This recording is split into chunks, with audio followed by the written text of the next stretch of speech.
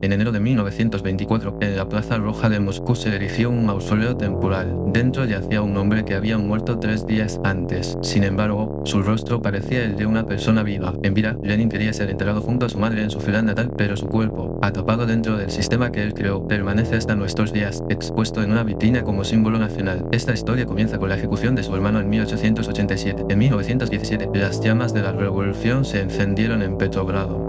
Los revolucionarios intentaron derrocar al viejo imperio, gritando pan y paz, y en el centro de esa revolución estaba el arquitecto Vladimir Ilich Lenin. 22 de abril de 1870, en Simbirsk, en el curso medio del río Volga del Imperio Ruso, nació Vladimir Ilich Ulyanov.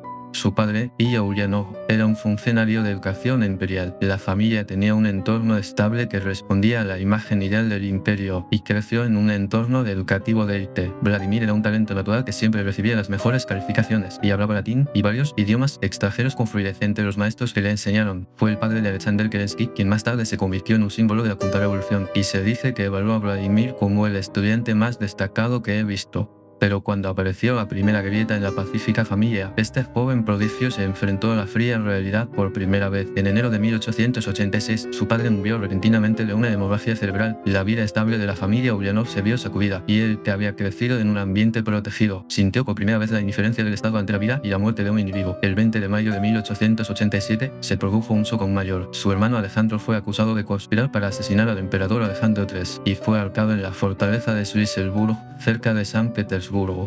No se trató de una mera tragedia familiar. La corte imperial llevó a cabo la ejecución, y de la noche a la mañana la familia Ulyanov fue tildada de familia criminal. Los conocidos de clase alta cortaron el contacto, los vecinos mantuvieron la distancia, y el aislamiento social avanzó rápidamente. Según un recuerdo posterior de un asociado, Vladimir dijo entonces: tenemos que tomar un camino diferente. Se dice que él dijo esto: no el camino del terrorismo individual que había elegido su hermano. Vladimir eligió un camino más fundamental.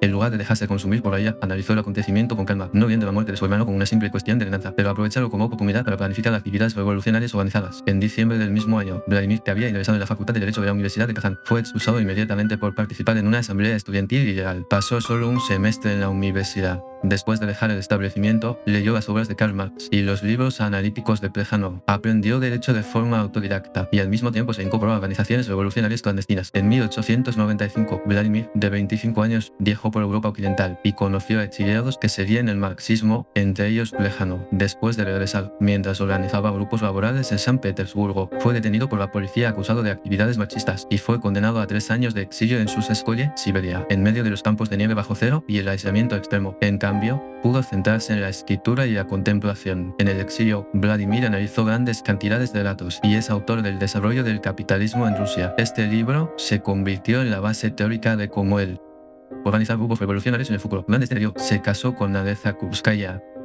y esta unión estaba más cerca de una asociación revolucionaria que del amor romántico. Krupskaya fue su colaboradora más cercana durante las siguientes décadas y jugó un papel clave en la red de comunicación externa. Durante este periodo comenzó a utilizar el seudónimo Lenin. Este nombre, tomado del río Lena en Siberia, fue más allá de un simple disfraz, borrando el yo privado de Ulyanov y simbolizándose a sí mismo como un recién establecido revolucionario. En 1900, al regresar del exilio, Lenin partió inmediatamente al exilio europeo. Con sede en Múnich, una ciudad del sur de Alemania, fundó el periódico revolucionario Ispa, que significa chispa, y unificó organizaciones dispersas en un único punto focal. En 1902, publicó el libro ¿Qué hacer?, que más tarde se convirtió en un libro de texto para la organización bolchevique. Esta obra combinó la teoría de Karl Marx con el propio análisis de Lenin.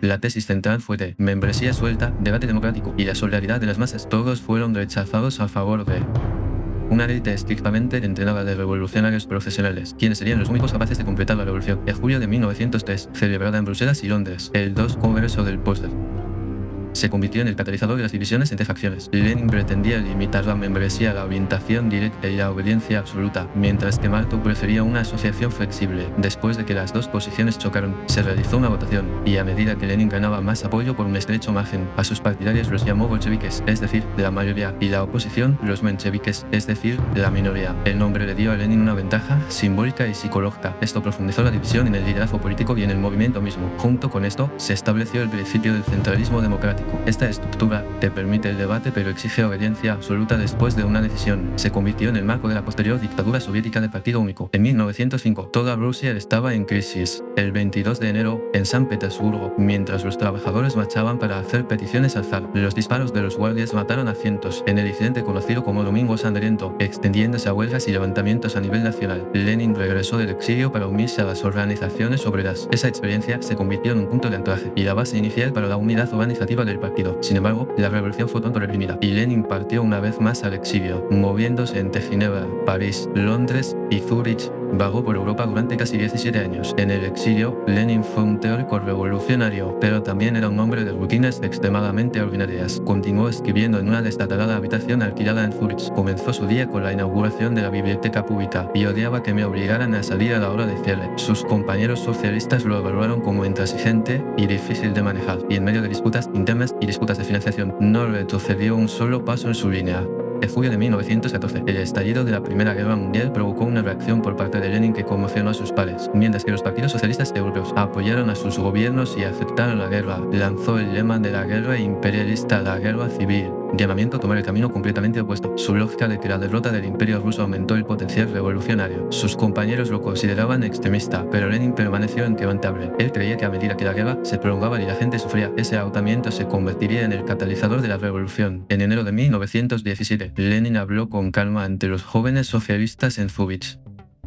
Es posible que nosotros, los de la generación anterior, no lleguemos a ver las batallas decisivas de esta revolución. El público tomó esto como la resignación honesta de un exiliado, y el propio Lenin podría haberlo creído también, pero solo unas semanas después, a diferencia de sus palabras, las calles de Petrogrado se llenaron de protestas y multitudes, con los horrores de la guerra y la incompetencia del zar superpuestos. En toda Rusia estallaron huelgas y manifestaciones. El zar Nicolás II finalmente abdicó. La dinastía Romanov, de 300 años de antigüedad, se derrumbó en solo 3 días, y el imperio cayó en un vacío de poder sin precedentes. Al oír la noticia en Zúrich, Lenin buscó inmediatamente el camino a casa, con las rutas aliadas bloqueadas. El Estado Mayor alemán fue el primero en extender la mano. La propuesta alemana fue un cálculo estrictamente para sus propios intereses. La lógica de la que enviara a Lenin a Rusia conduciría al colapso del frente oriental.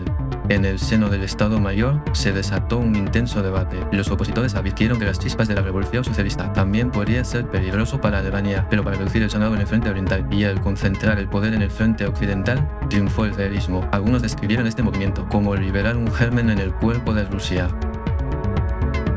Alemania trató de manera especial al tren que transportaba el grupo de Lenin, sellándolo para que ningún país pudiera abordarlo, salir o inspeccionarlo. El tren pasó por Suiza, Alemania, Suecia y Finlandia, rumbo a Rusia. Según las memorias de Grigori Zinoviev, quien lo acompañó, Lenin pasó todo el viaje organizando la plataforma que anunciaría su regreso. El vagón de tren sellado fue su último momento de preparación, donde se ultimaron las tesis de abril, la estrategia central de la revolución bolchevique. Alemania esperaba que la inyección de gérmenes impactara en el frente oriental, pero el resultado se convirtió en una variable global incontrolable. A las 11 de la noche del 16 de abril de 1917, el tren que transportaba a Lenin llegó a la estación de Finlandia en Petrogrado. Miles de personas invadieron la plataforma llena de banderas rojas y antorchas, y una banda militar tocó la marsellesa para darle la bienvenida. Los dirigentes bolcheviques que acudieron a recibirlo le dieron la bienvenida y trató de discutir la cooperación con el gobierno provisional, pero él los cortó resueltamente. Se subió a un vehículo blindado frente a la estación y gritaron a la multitud en medio de antorchas y reflectores: todo el poder a los soviets, rechazando toda cooperación con el gobierno provisional. Este grito, que declara una revolución socialista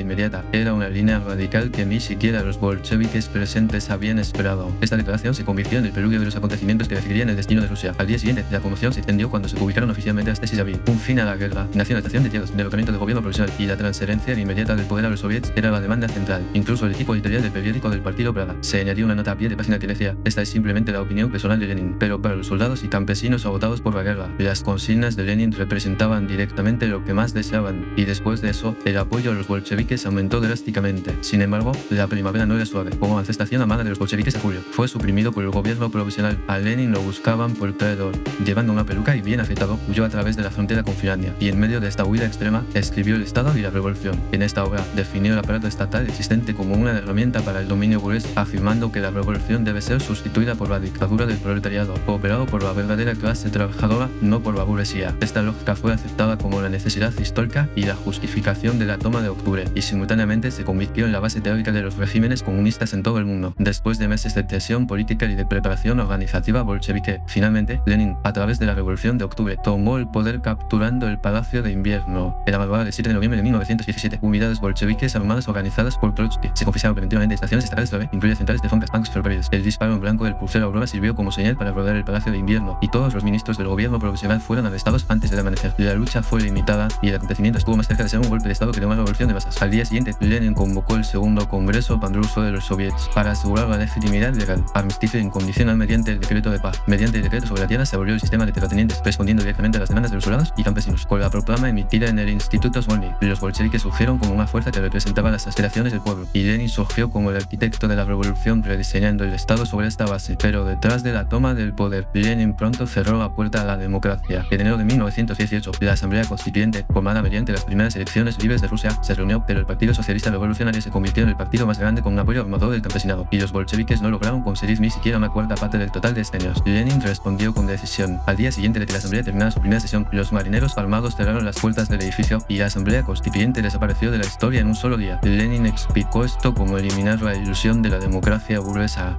Pero, por otro lado, algunos ven esto como el punto de partida de la dictadura soviética de partido único, cuando la voluntad del pueblo reivindicada por la revolución chocó con su elección real. Priorizó su propio poder sin dudarlo. El 3 de marzo de 1918, menos de 4 meses después de tomar el poder, Lenin firmó el tratado más humillante de la historia rusa, el Tratado de Brest-Litovsk. La Rusia soviética, incluyendo Ucrania, Bielorrusia, los países bálticos y Finlandia, alrededor del 34% de la Rusia europea, el 54% de las tierras agrícolas y el 89% de las industrias, tuvo que ser entregado a Alemania. Los comunistas de izquierda dentro del partido se opusieron ferozmente a él, considerándolo un tratado de ruina nacional, pero Lenin hizo un juicio frío y calculado. La tierra perdida se puede recuperar más tarde, pero si se pierde el régimen, todo se acabó. Él llamó al tratado un periodo de respiro. Y como el tratado fue posteriormente invalidado por la derrota de Alemania, su juicio se hizo realidad, pero el respiro fue breve. En mayo de 1918, el contrarrevolucionario Ejército Blanco lanzó una guerra civil a gran escala con el apoyo de las potencias aliadas, y cuando la legión checoslovaca, apoyando al Ejército Blanco, se apoderó del ferrocarril siberiano, toda Rusia quedó dividida entre el Ejército Rojo bolchevique y las fuerzas contrarrevolucionarias del Ejército Blanco. Ese verano, cuando la guerra civil se intensificaba, el gobierno de Lenin tomó una decisión irreversible. En la madrugada del 17 de julio de 1918, en la ciudad de Ekaterimburgo, al este de los Montes Urales, en el sótano de la casa Ipatiev, se oyeron disparos. Nicolás II y la emperatriz, detenidos por los bolcheviques después de su abdicación, y los 5 niños fueron asesinados a tiros en el lugar. A medida que el Ejército Blanco se acercaba a la ciudad, los dirigentes bolcheviques locales, actuando bajo instrucciones de Moscú, se llevó a cabo la ejecución sumaria. Cuando desapareció el último linaje de la dinastía Romanov de 300 años, la posibilidad de una restauración imperial desapareció por completo. En consecuencia, las fuerzas contrarrevolucionarias perdieron su justificación para la negociación y para los bolcheviques no quedaba ninguna posibilidad de retirada. La guerra civil se había convertido ahora en una lucha hasta el final, hasta que un lado fue completamente aniquilado. Si bien Lenin fue el arquitecto de la diplomacia y el gobierno, el hombre que condujo la guerra civil a la victoria en el campo de batalla fue Trotsky. Él creó el Ejército Rojo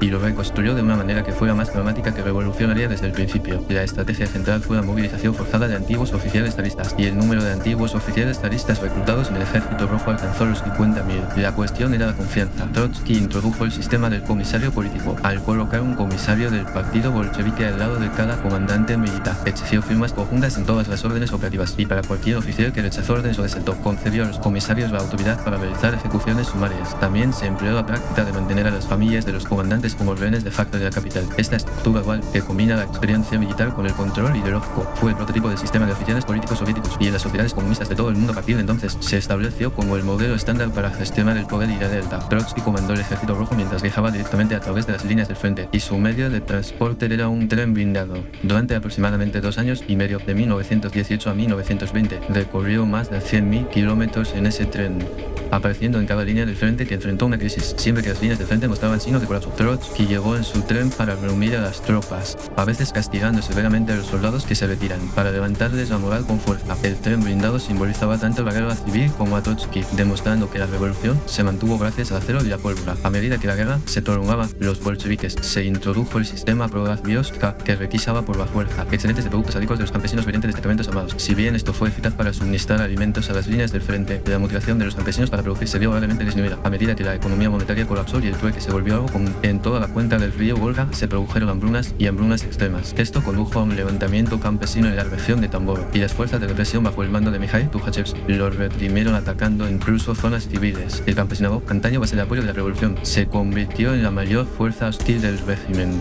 Para Lenin, la revolución era un comienzo, no un destino. En marzo de 1919 fundó el Komintern en Moscú para globalizar el comunismo, unir a los partidos comunistas de todo el mundo bajo un solo mando, y se esperaba concretamente una revolución en Alemania. Sin embargo, contrariamente a Roosevelt, el levantamiento espartaquista en Alemania en 1919 fue reprimido, y la República Soviética de Hungría se derrumbó después de solo 133 días, lo que significa que la reacción en cadena de la revolución no ocurrió en Europa. La Unión Soviética se convirtió en un estado comunista y solitario, rodeado de poderes capitalistas. Y este estalamiento más tarde se convirtió en un catalizador para que el régimen converja aún más violentamente hacia el interior. De hecho, las bases del terror se prepararon incluso antes de la guerra civil. En diciembre de 1917, 2 meses después de la Revolución de Octubre, Lenin nombró a Félix Dzerzhinsky como jefe de la Comisión Extraordinaria de toda Rusia para combatir la contrarrevolución y el sabotaje, creación de la policía secreta conocida como la Cheka. La Cheka operaba al margen del sistema jurídico existente y era capaz de arresto y de ejecución sumaria sin órdenes judiciales, juicios ni defensa. Significa cualquier persona clasificada como enemigo de la clase. Podría eliminarse sin ninguna prueba. Dzerzhinsky definió a la Cheka como terror organizado, y de hecho, la Cheka fue la herramienta del terror elegida por el gobierno de Lenin, y las prácticas de ejecución sumaria y las operaciones en campos de trabajo forzados se convirtió en la base que más tarde condujo a la gran purga de Stalin. En la tarde del 30 de agosto de 1918, poco después de que Lenin terminara un discurso en la fábrica Michelson en Moscú, en medio de la miseria causada por el comunismo de guerra de los bolcheviques y la requisición de granos, considerando la situación como una traición a la revolución, la socialista revolucionaria Fanny Kaplan atacó a Lenin y lo despidió por motivos políticos. Uno de los 3 disparos solo le rozó la ropa, pero los otros 2 le perforaron el cuello y el pulmón izquierdo, causando heridas mortales. Lenin no murió instantáneamente, sino que estuvo entre la vida y la muerte durante semanas, y las consecuencias del suceso fueron más letales que las propias balas. La Cheka declaró inmediata y oficialmente el terror rojo. Los arrestos y ejecuciones se hicieron posibles basándose únicamente en el origen social, sin proceso legal, y grupos específicos como la burguesía, los exoficiales y los socialistas revolucionarios se convirtieron en objetivos de una posible liquidación. El agresor Kaplan fue ejecutado sumariamente en cuestión de días, y la sede de la Cheka de la Lubyanka en Moscú se convirtió en un símbolo del terror soviético. Lenin sobrevivió milagrosamente, pero la policía secreta Cheka, fundada para proteger la revolución y mantener el poder, pronto comenzó a funcionar como una herramienta del régimen del terror. Como resultado, el régimen cambió irreversiblemente. En marzo de 1921, cuando la guerra civil se acercaba a su fin, el régimen bolchevique se enfrentó a su crisis interna más peligrosa. Los marineros de la base naval de Kronstadt, antaño considerada el corazón de la revolución, se rebelaron. Estos no eran enemigos de la clase, pero precisamente ese pueblo al que el propio Lenin llamó el orgullo y la gloria de la revolución. Bajo el lema Soviet sin bolcheviques, exigieron elecciones libres, libertad de prensa, el fin de las requisas forzosas y la abolición de la Cheka. Irónicamente, sus demandas fueron similares a los valores que Lenin había defendido a principios de la Revolución de Octubre de 1917, pero habían resurgido en una forma que apuntaba a los bolcheviques, los verdaderos sujetos de la revolución. Lenin consideró que esto era más peligroso que las fuerzas contrarrevolucionarias, porque las demandas cuestionan la legitimidad de la revolución. No se podría detener únicamente con la simple fuerza militar. Al final, Lenin optó por la represión armada en lugar del diálogo. Las fuerzas de represión comandadas por Trotsky avanzó hacia Kronstadt a través del helado Golfo de Finlandia, y aunque el primer ataque fue detenido por el contraataque de los marineros, capturaron la base el 17 de marzo después de 2 semanas de combate. Miles de personas murieron en la acción o fueron ejecutadas durante el proceso, y muchos de los que sobrevivieron fueron enviados a campos de trabajo siberianos. Fue el día en que la revolución apuntó sus armas contra sus hijos, que una vez fueron los más leales. Para recuperar la economía y calmar el malestar público después de la represión, Lenin optó por una retirada estratégica de sus políticas de línea dura. Convocó al X Congreso del partido para anunciar la nueva política económica, permitir a los campesinos vender sus excedentes de productos agrícolas y permitir el funcionamiento de pequeñas empresas privadas. La economía se fue recuperando gradualmente, pero el recuerdo de Kronstadt nunca se borró. Más tarde, Stalin abolió la ANP e implementó la colectivización forzada, lo cual se interpreta como una medida para controlar la inestabilidad del campesinado, revelado a través de la rebelión de Kronstadt y la experiencia de la ANP. En mayo de 1922, Lenin, de 52 años, sufrió su primer derrame cerebral. El lado derecho de su cuerpo quedó paralizado y su alma también se vio afectada. Pareció recuperarse brevemente, pero un segundo ataque ocurrió en diciembre del mismo año, y después de eso, nunca pudo regresar a su estado anterior. La finca Gorky, en las afueras de Moscú, se convirtió en su residencia, y bajo el liderazgo de Stalin y otros, en nombre del descanso y la recuperación, Lenin estaba aislado del mundo exterior. Stalin, como secretario general, controlaba eficazmente la salud y la vida cotidiana de Lenin, monopolizar todos los canales a través de los cuales Lenin se comunicaba con el exterior. El acceso a su secretaría fue restringido, y toda la información sobre el Estado y las instrucciones de Lenin fue transmitida a la dirección del partido a través de Stalin. Confinado en su cama, Lenin no podía supervisar directamente los movimientos del partido, tampoco podía saber si sus instrucciones se estaban ejecutando correctamente. El sistema que Lenin creó para controlar a la gente, irónicamente, Esto tuvo como resultado que el propio Lenin quedara entregado a ello. En diciembre de 1922, Lenin utilizó las fuerzas que le quedaban para dictar su testamento a un secretario. El testamento evaluó a Trotsky, Zinoviev, Bukharin, etc., evaluando a los líderes clave del partido. El apartado sobre Stalin es especialmente claro. El camarada Stalin ha concentrado un poder ilimitado en sus manos. Y no estoy seguro de que siempre lo utilice con la suficiente cautela. Unos días después, Lenin dictó una nota adicional. Stalin es demasiado grosero. Este defecto es tolerable entre camaradas, pero se vuelve intolerable en el cargo de secretario general. Por lo tanto, propongo que los camaradas encuentren una manera para destituir a Stalin del cargo de secretario general, añadió. Sin embargo, este testamento no se hizo público en el Congreso del partido. Los rivales potenciales de Stalin, Zinoviev y Kamenev, cooperaron para bloquear el documento, porque veían a Trotsky como una amenaza mayor que Stalin. La última advertencia de Lenin fue sepultada con el consentimiento tácito de los partidarios de Stalin, y el documento no se hizo público hasta después de la muerte de Stalin, durante la era de Nikita Khrushchev. Mientras tanto, en la finca Gorky, Lenin intentaba recuperar su poder cuando se dio cuenta de que Stalin estaba insultando a su esposa, Krupskaya, con presión política y flagrante falta de respeto, evitando eficazmente su autoridad mediante estas acciones. Lenin envió una carta en la que decía: romperé todas las relaciones contigo. Sin embargo, Stalin, que ya controlaba la burocracia a través de su puesto, resolvió la situación solo con una disculpa formal, y Lenin ya no podía producir ningún resultado político significativo. El 30 de diciembre de 1922 se fundó oficialmente la URSS.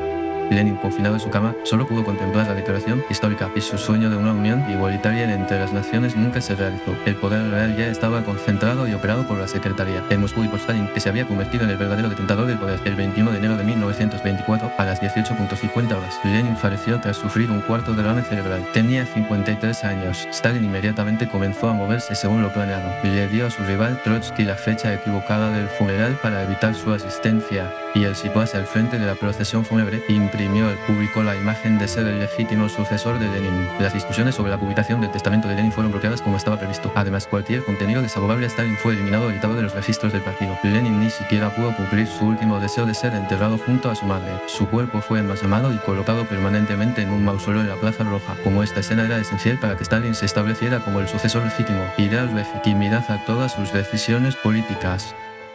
En 1930, el mausoleo de Lenin fue reemplazado por granito rojo, tomando la apariencia que tiene hoy. Según algunas fuentes, su cerebro fue dividido en unas 30.000 rebanadas poco después de su muerte, con el pretexto de estudiar el CNO. Se mantuvo en un laboratorio de un instituto de Moscú, y aunque la investigación continuó durante décadas, nunca se llegó a ninguna conclusión significativa. La preservación del cuerpo fue elevada efectivamente a la categoría de proyecto nacional. Cada semana se reponía la humedad, se ajustaban los tonos de la piel y se reforzaban los tejidos, con tratamientos químicos regulares para evitar el deterioro del organismo. Se estima que para ello se invirtieron anualmente unos 500.000 rublos, con más de 20 personas dedicadas involucradas, y al incluir el mantenimiento de instalaciones y equipos, una parte importante del presupuesto del gobierno soviético, se sabe que fue utilizado para la gestión del cuerpo de Lenin. El equipo de investigación dedicado al responsable de este trabajo se le garantizó el más alto nivel de secreto y privilegio, y posteriormente se informó que esta necrosis se hizo como referencia para preservar los cuerpos de otros líderes comunistas. El cuerpo de Lenin ya no era un individuo, sino un símbolo de la legitimidad estatal, y se incorporó al sistema estatal. Cuando la Unión Soviética se derrumbó en 1991, la mayoría de los símbolos comunistas fueron desmantelados, pero el mausoleo de Lenin en la Plaza Roja permaneció en pie. El presidente Boris Yeltsin propuso su entierro, pero la decisión se pospuso por más de 30 años debido a la oposición de los ancianos y de los partidarios comunistas. El régimen de Vladimir Putin utiliza el mausoleo como recurso para la educación histórica y el turismo, para interpretar a Lenin no como comunista, sino como uno de los constructores del Estado ruso. Se siguieron asignando presupuestos de mantenimiento, y Lenin permaneció expuesto dentro de la vitrina. En junio de 2025, por primera vez desde 1924, el mausoleo estuvo cerrado durante aproximadamente 2 años por reparaciones estructurales a largo plazo. Ciudadanos y turistas acudieron en masa a la Plaza Roja desde el amanecer, formando filas durante kilómetros. Durante el periodo de reparación, se volvió a examinar el estado químico del cuerpo. También se celebraron debates sobre los límites de la tecnología de conservación y su futuro. Algunos estudiosos analizan que el cuerpo de Lenin ya no es un símbolo de la revolución, pero una existencia que no puede ser enterrada por los puestos políticos, representando un estado donde Rusia no ha abandonado completamente. Tampoco logró superar por completo su pasado.